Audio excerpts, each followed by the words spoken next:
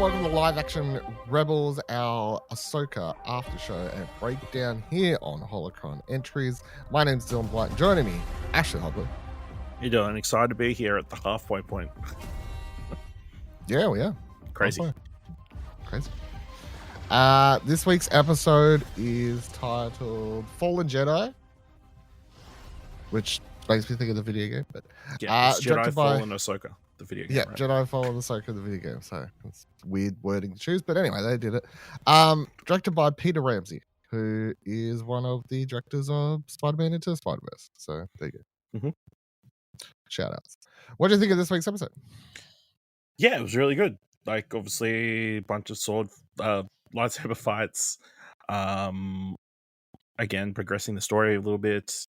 We get to get a little bit of more of Ray Stevenson's character, and we got to delve a little bit more into Ahsoka's history, and then we're talking about Anakin, and then what happens in the end of the episode?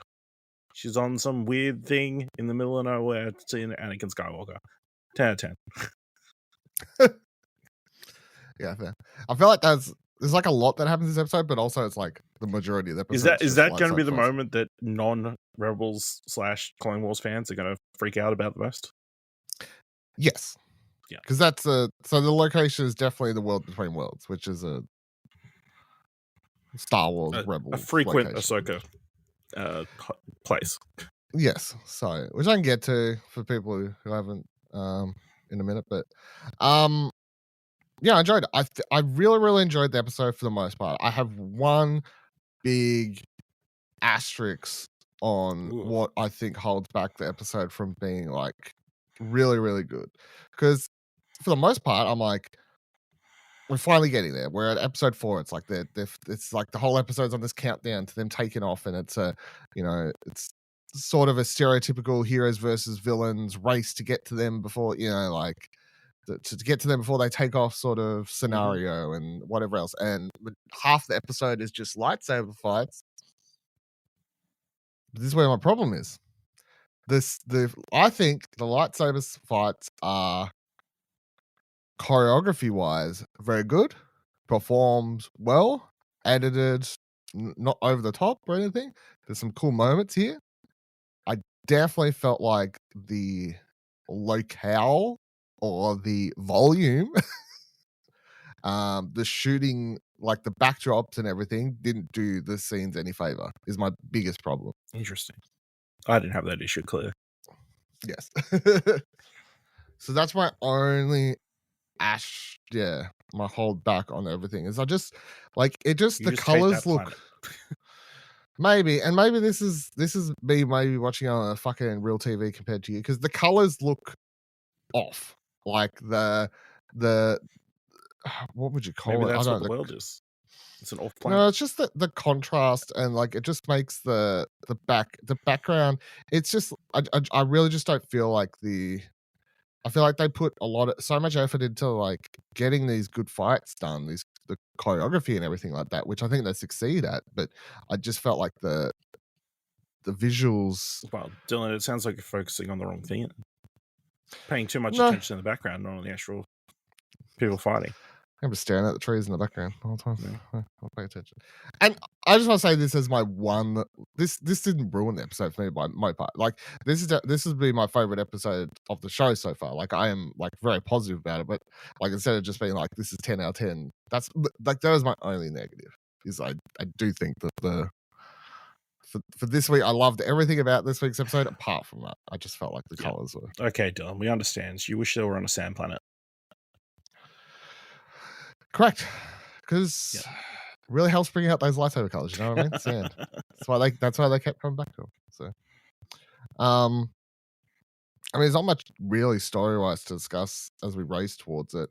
I definitely feel like outside of the lightsaber fights themselves, getting to see more of Balin. I loved Ray Stevenson in this episode.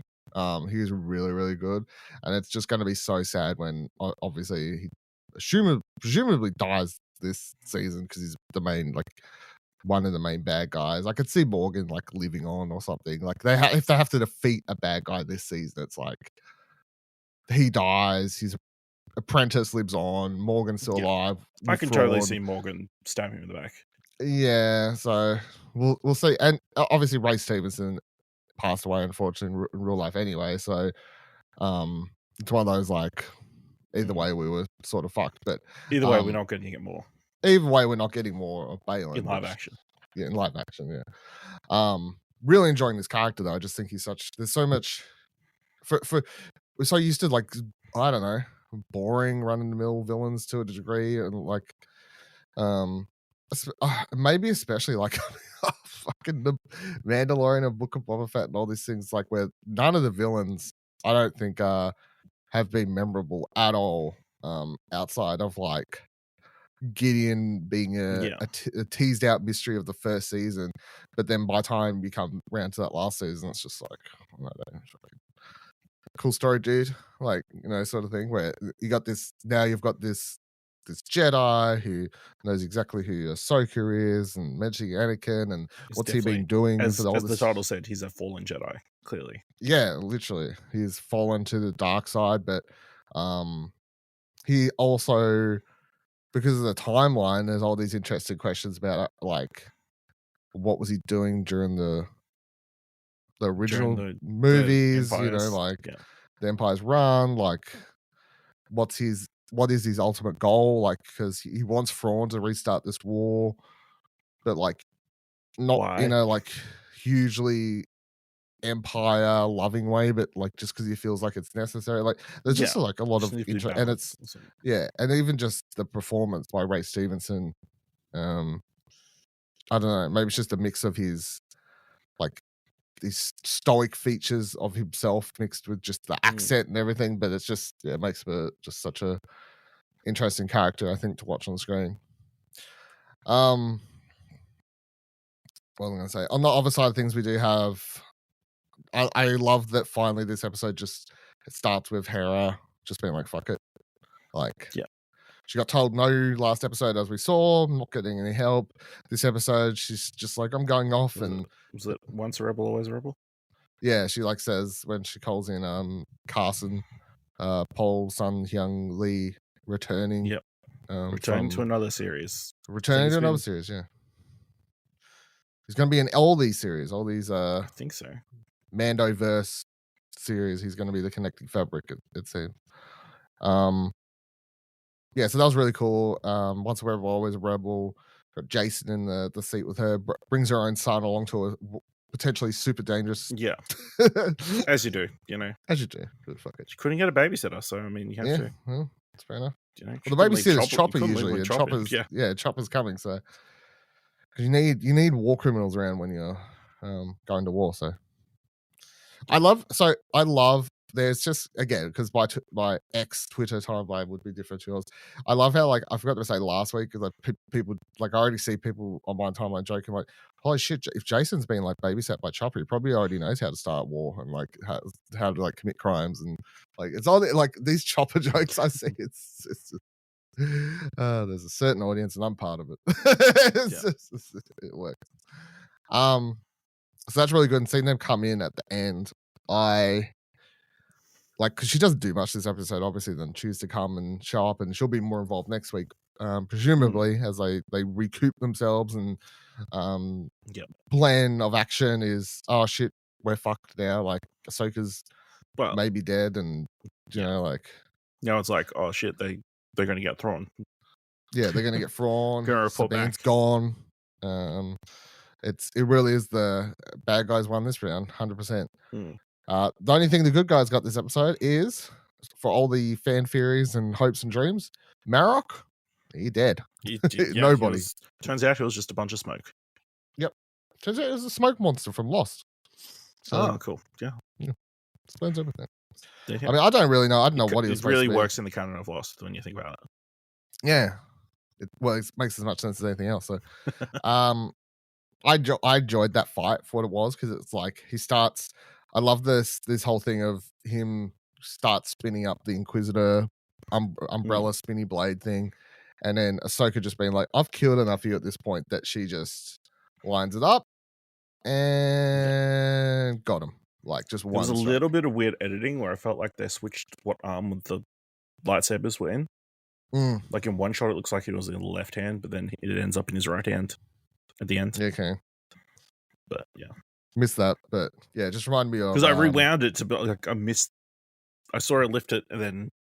But she lifts it up, like it reminded me of and then she strikes. Yeah, it reminded me of the Obi-Wan versus Darth Maul fight from Rebels, where it's like the whole idea of that that's fight probably is what they were trying to evoke in that moment. Yeah, and the whole idea of that fight was, well, these two have fought so many times that it's just one strike. Like who can pick the first winning strike wins, and it's not like Ahsoka's fought this Merrick dude a million times, but she's done enough of these Inquisitors that when they start doing their whole spinny blade shit, instead of like in Rebels where they're actually like, how the fuck do you like deal with this shit? She's like, oh, I've been through this enough. She just lines it up and bam, got him.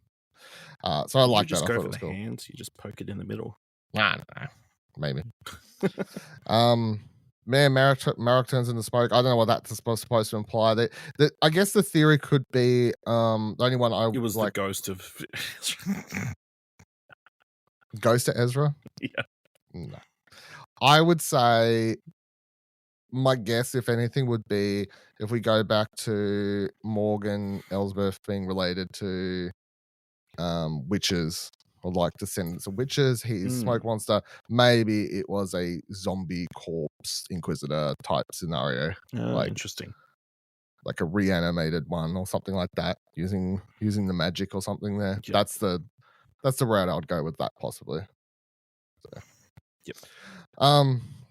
Because they make sure you see clearly it's a bunch of smoke. They could have had him just die and never reveal who it was and be like, it's not important, it's just a nobody. Like, but yeah, and then we obviously the end of the episode. Two major things. You got I thought was really visually. I thought it was really, really cool when they jump into hyperspace and all the ships just get completely fucked around, like bump it's sideways. It's kind of crazy because the last time we've seen a ship go to hyperspace at another fleet, it kind of ripped them apart. But because of the shape of this ship, I guess, or whatever you want to call it, like I guess they kind of like sonic boomed past them. I guess yeah, what that's happens. How I took it. Yeah. Which kind of fucked up a bunch of the ships. Yeah, like two of them crash into each other. They kill the alien species and the black dude. So take that as you will. It's fine. The leader's an Asian dude, so I mean, yeah, okay. There's still a bunch of diversity. Yeah, someone already there. But I was like, why are those the two that die? But like, sure, whatever. Then so I thought that visually looked very cool. Obviously reminiscent of Last Jedi, as you said, but again, people who hate that, I don't really like.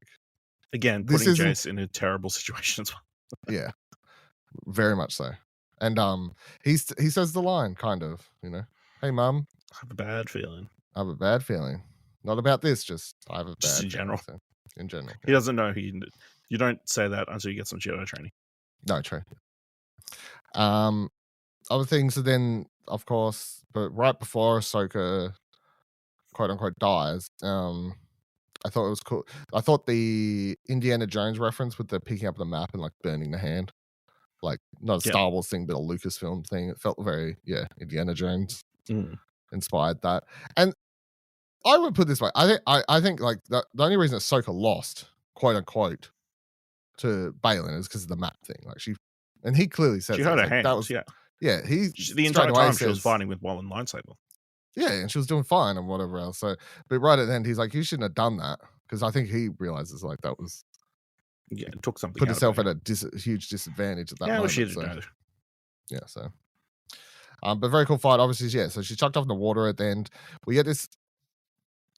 You get the moment with Sabine where she chooses to go to the dark side. I guess I don't.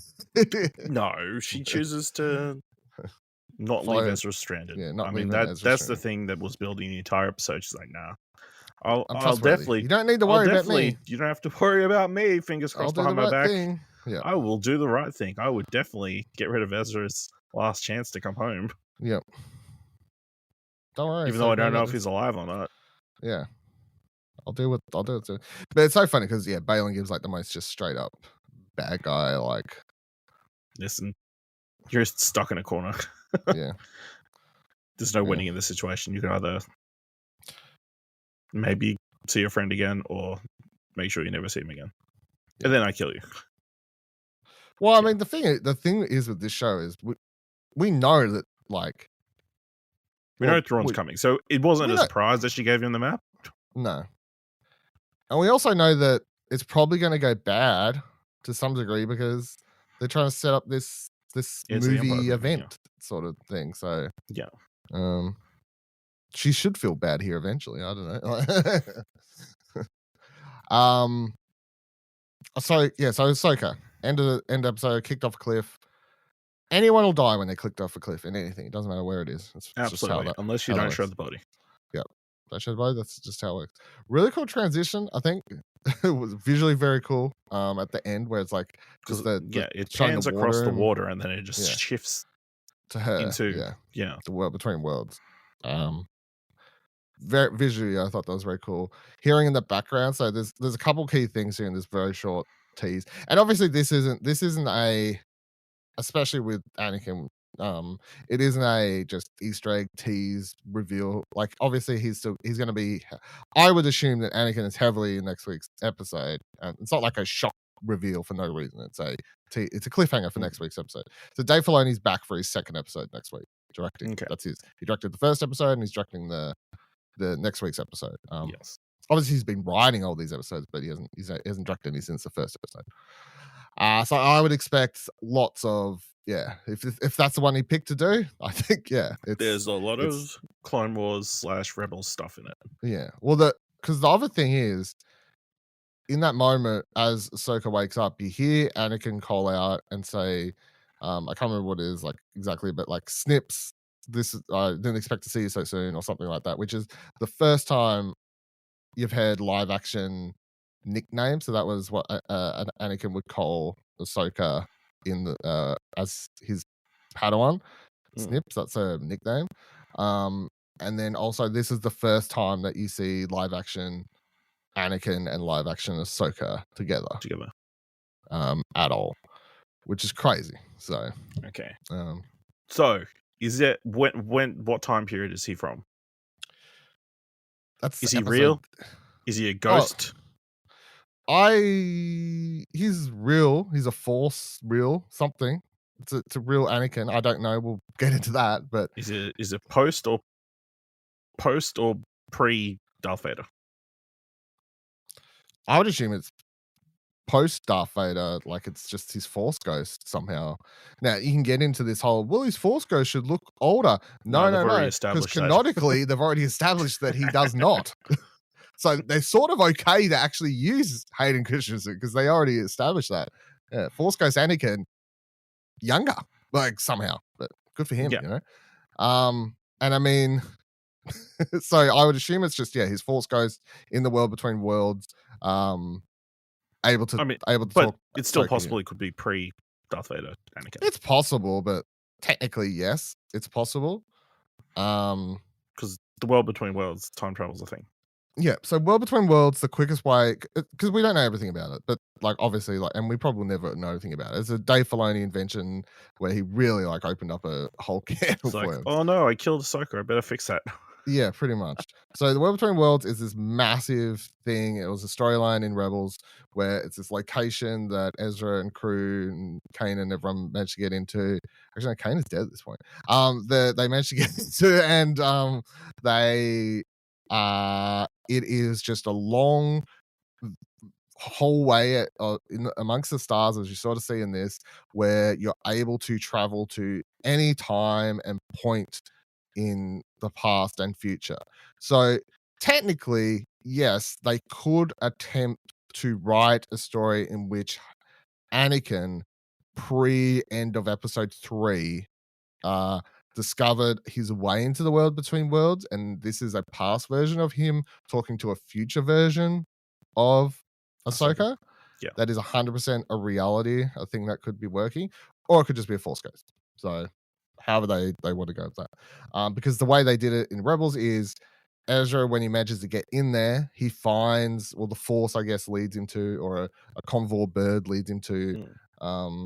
the right door, and he opens that door, and what he does is he manages to pull Ahsoka out from after her battle with Darth Vader, in which she would have been crushed inside this Sith temple, and she would have died. So and so she's been there before, she knows about it. So although she technically has never died before, I guess she has, like, because time travel's weird. Like, there's an alternate timeline in which she's not pulled out into the future, so like it's or was she always pulled out of the or she always pulled out. Yeah, I guess that's the thing. As soon as you go into time travel, it's a tricky beast. So but the only time we've seen characters get into it is by clear established ways. Like, they find a temple, this way to access it on Lothal, which has a bunch of artwork of Mortis, which are, again, Clone Wars, deep Clone Wars arc references and stuff.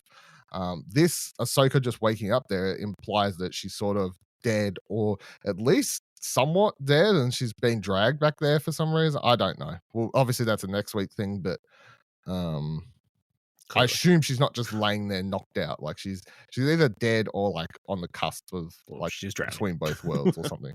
Yeah. So but I would suspect some weird and, like, wacky shit if we're gonna spend an episode cutting between Sabine meeting Thrawn.